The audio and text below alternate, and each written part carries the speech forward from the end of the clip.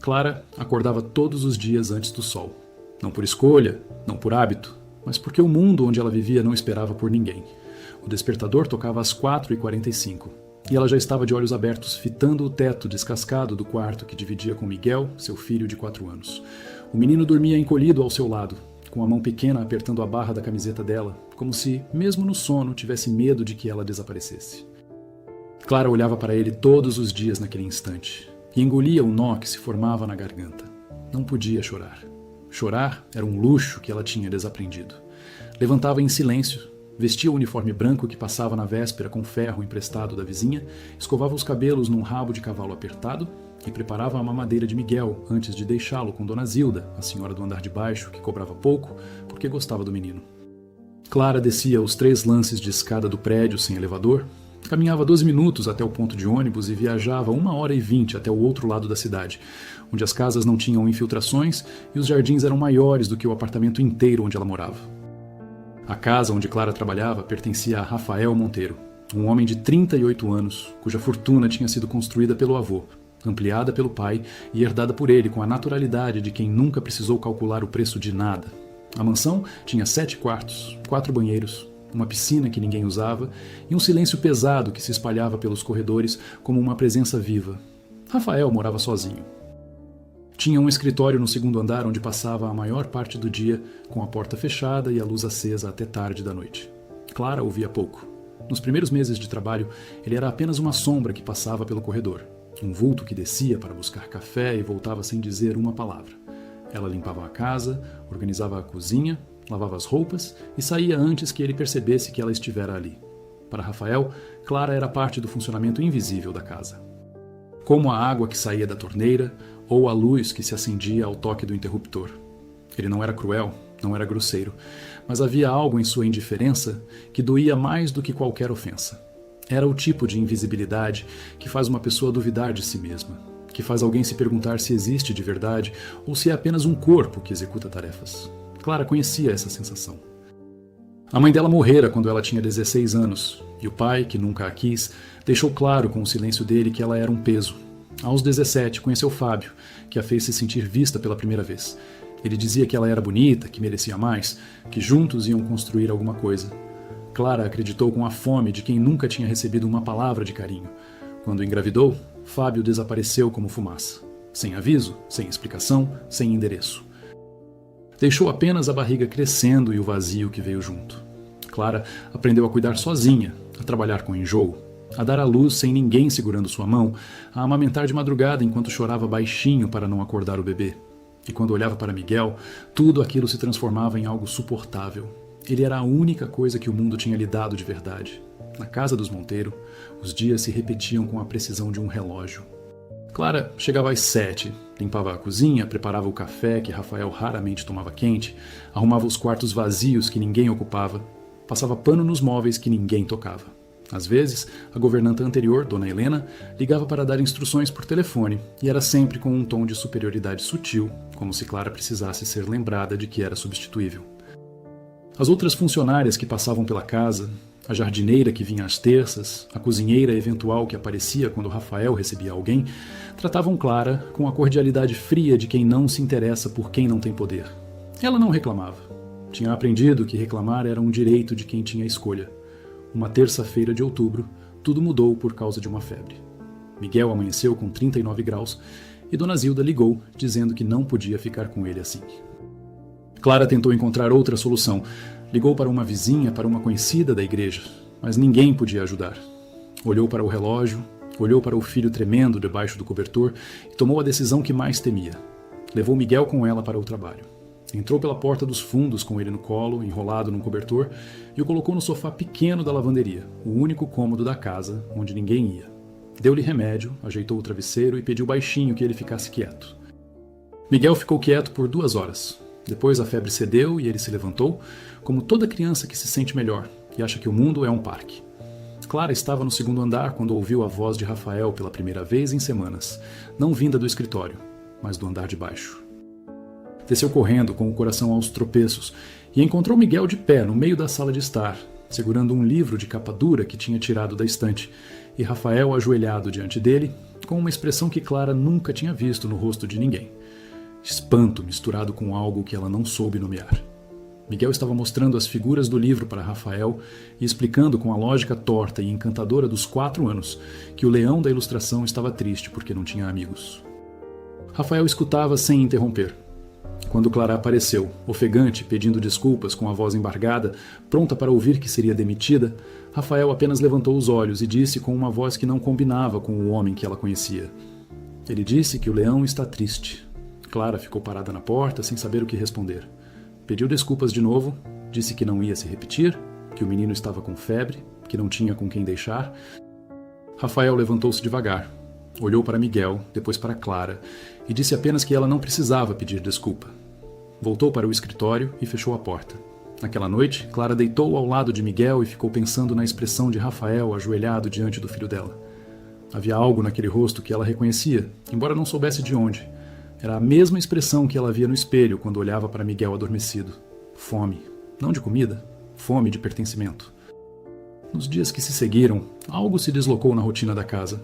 Rafael começou a descer para o café da manhã. No início, apenas ficava sentado à mesa enquanto Clara arrumava a cozinha, sem falar nada, apenas presente. Depois, começou a fazer perguntas curtas. Perguntou há quanto tempo ela trabalhava ali. Perguntou se morava longe. Perguntou a idade de Miguel. Clara respondia com frases breves e cuidadosas, como quem caminha sobre vidro. Não sabia se aquilo era gentileza ou se ele estava avaliando alguma coisa. Uma semana depois, Rafael fez uma pergunta que Clara não esperava. Ele quis saber se Miguel gostava de livros. Clara disse que sim, que ele adorava quando ela inventava histórias antes de dormir, mas que não tinha dinheiro para comprar livros de verdade. No dia seguinte, quando Clara chegou ao trabalho, havia uma caixa na lavanderia com 12 livros infantis, todos novos. Todos com ilustrações grandes e coloridas. Não tinha bilhete. Não tinha explicação. Clara ficou olhando para aquela caixa por um longo tempo e pela primeira vez em anos sentiu algo que não conseguia traduzir. Não era gratidão exatamente. Era alguma coisa mais antiga, mais profunda. Era a sensação de que alguém tinha pensado nela. O que Clara não sabia, e só viria a entender muito depois, era que Rafael carregava um vazio que todo o dinheiro do mundo não tinha conseguido preencher. Ele tinha se casado aos 28 anos com Beatriz, uma mulher elegante e calculista que amava a ideia de ser esposa de um homem rico, mas nunca amou o homem em si. Quando Rafael disse que queria ter filhos, Beatriz riu, como se ele tivesse contado uma piada de mau gosto. Filhos não combinavam com a vida que ela queria. 3 anos depois, ela saiu de casa levando metade do patrimônio e nenhum remorso. Rafael ficou com a mansão vazia, com o silêncio e com a certeza de que tinha falhado em algo fundamental. Seus pais, já falecidos, tinham sido distantes e formais, e ele cresceu acreditando que o amor era uma coisa que se conquistava com mérito, não com presença. Quando viu Miguel na sala de estar segurando aquele livro e explicando as tristezas de um leão desenhado, algo dentro dele rachou. Não quebrou. Rachou, como uma parede que finalmente cede depois de anos aguentando pressão. Rafael começou a encontrar razões para estar nos mesmos cômodos que Clara. Aparecia na cozinha quando ela preparava o almoço. Ficava na varanda quando ela estendia as roupas. Não dizia muito, mas sua presença tinha mudado de textura. Já não era indiferença. Era a atenção contida, quase tímida, como se ele não soubesse como se aproximar de alguém sem o escudo do dinheiro ou da posição. Um dia, Clara trouxe Miguel de novo. Dessa vez, não por necessidade, mas porque Rafael tinha pedido. Disse que tinha comprado um livro sobre dinossauros e que queria ver se o menino gostava. Clara hesitou. A distância entre patrão e empregada era uma fronteira que ela sempre respeitou, não por submissão, mas por proteção. Sabia que o mundo punia quem cruzava linhas que não foram desenhadas para pessoas como ela. Mas Miguel já estava falando dos dinossauros com os olhos brilhando, e Clara não teve como negar. Naquela tarde, Rafael sentou no chão da sala com Miguel e ficaram juntos por 2 horas folheando o livro. Rafael lia os nomes dos dinossauros com a seriedade de quem apresenta convidados importantes, e Miguel ria e corrigia a pronúncia dele com a autoridade absoluta das crianças. Clara observava da porta da cozinha com um pano de prato nas mãos e um sentimento estranho crescendo no peito. Não era amor ainda, era perigo. Porque ela sabia que se deixasse aquele sentimento crescer, ia doer de um jeito que ela talvez não aguentasse. As semanas foram passando e a casa foi mudando. Os corredores pareciam menos largos, o silêncio menos pesado. Rafael começou a sorrir, primeiro com Miguel, depois com Clara. Eram sorrisos pequenos, quase envergonhados, como se ele estivesse reaprendendo um gesto que tinha esquecido. Clara, por sua vez, começou a baixar a guarda sem perceber. Contou sobre a mãe que perdeu cedo, sobre o pai que nunca quis, sobre Fábio que desapareceu. Não contou tudo de uma vez, mas em pedaços, como quem entrega partes de si devagar para ver se a outra pessoa vai cuidar ou vai deixar cair. Rafael não deixou cair. Ele ouvia com o corpo inteiro inclinado para a frente, sem interromper, sem oferecer soluções, sem tentar consertar nada, apenas ouvia. E quando Clara terminava de falar, ele ficava em silêncio por um momento e depois dizia algo simples que mostrava que tinha entendido. Não o que ela disse, mas o que ela quis dizer. E isso era tudo. A mudança real aconteceu numa noite de chuva. Clara tinha perdido o último ônibus e Rafael ofereceu para levá-la de carro. Ela recusou 3 vezes antes de aceitar. No caminho, Miguel dormiu no banco de trás e o carro atravessou a cidade em silêncio. Quando chegaram ao prédio de Clara, Rafael olhou para a fachada descascada, para a escada sem iluminação, para o portão enferrujado, e Clara viu no rosto dele não pena, não julgamento, mas vergonha. Vergonha de ter tanto enquanto ela tinha tão pouco. Vergonha de nunca ter perguntado antes. Ele não disse nada naquela noite, mas no dia seguinte, quando Clara chegou ao trabalho, encontrou um envelope sobre a mesa da cozinha. Dentro havia uma carta escrita à mão, com a letra hesitante de quem não tem o costume de colocar sentimentos no papel. Rafael escreveu que nunca tinha conhecido alguém como ela, que a força dela o envergonhava e ao mesmo tempo o inspirava, que Miguel tinha lhe mostrado algo que ele achou que nunca teria, que ele não queria ser apenas o patrão dela, que não sabia como dizer aquilo de outro jeito, então estava escrevendo porque, olhando nos olhos dela, ele perdia a coragem. Clara leu a carta 3 vezes. Na primeira, as palavras não entraram. Na segunda, entraram demais. Na terceira, ela estava sentada no chão da cozinha com o papel no colo, chorando pela primeira vez em anos, não de tristeza, de medo, porque ser vista era a coisa que ela mais queria e a coisa que mais a aterrorizava. Ser vista significava que podiam machucá-la de verdade. Ela não respondeu a carta naquele dia, nem no dia seguinte. Rafael não perguntou, não pressionou. Apenas continuou sendo presente, da mesma forma quieta e constante, como se tivesse entendido que Clara precisava de tempo para acreditar que aquilo era real. Foi Miguel quem, sem saber, resolveu tudo. Num domingo em que Rafael os convidou para almoçar na casa, não como patrão e empregada, mas como gente, o menino olhou para Rafael durante a sobremesa e perguntou com a simplicidade brutal das crianças se ele podia ser o pai dele. O silêncio que se seguiu durou apenas alguns segundos, mas pareceu conter anos inteiros. Rafael olhou para Clara, Clara olhou para o filho, e naquele triângulo de olhares, alguma coisa se completou. Rafael respondeu a Miguel que ele ia adorar ser isso se a mãe dele deixasse. Miguel virou para Clara e perguntou se ela deixava. Clara tentou falar, mas a voz não saiu. Apenas fez que sim com a cabeça, e Miguel voltou a comer a sobremesa como se a coisa mais importante do mundo tivesse sido resolvida entre uma colherada e outra. Nos meses que se seguiram, a vida se reorganizou de um jeito que nenhum deles tinha planejado. Clara deixou de ser empregada, mas não se mudou para a mansão imediatamente. Pediu que as coisas fossem devagar, porque precisava ter certeza de que não estava trocando uma dependência por outra. Rafael entendeu. Alugou um apartamento melhor para ela e Miguel, perto de uma escola boa, e disse que aquilo não era caridade, era responsabilidade. Clara aceitou com uma condição: ia continuar trabalhando. Não para ele, mas em algum lugar, porque precisava saber que podia se sustentar sozinha, mesmo que não precisasse. Rafael não discutiu.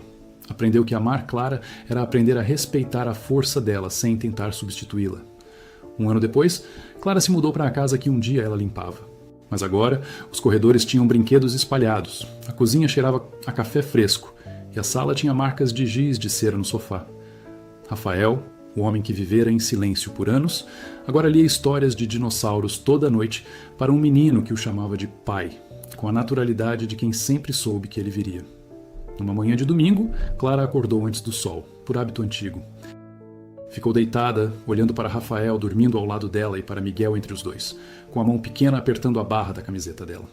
E naquele instante, naquele quarto que não tinha teto descascado, naquela cama onde cabia todo mundo, Clara entendeu que o amor não tinha chegado como ela imaginava. Não veio com declarações grandiosas nem com gestos cinematográficos. Veio num livro de leão triste, numa caixa de livros sem bilhete, numa carta escrita com letra torta, numa pergunta de criança durante a sobremesa. Veio devagar, em silêncio, como as coisas que são de verdade. E pela primeira vez na vida, Clara não engoliu o nó na garganta. Deixou as lágrimas caírem, quietas e livres, porque finalmente não precisava ser forte sozinha, porque finalmente alguém estava ali, não para salvá-la, mas para ficar.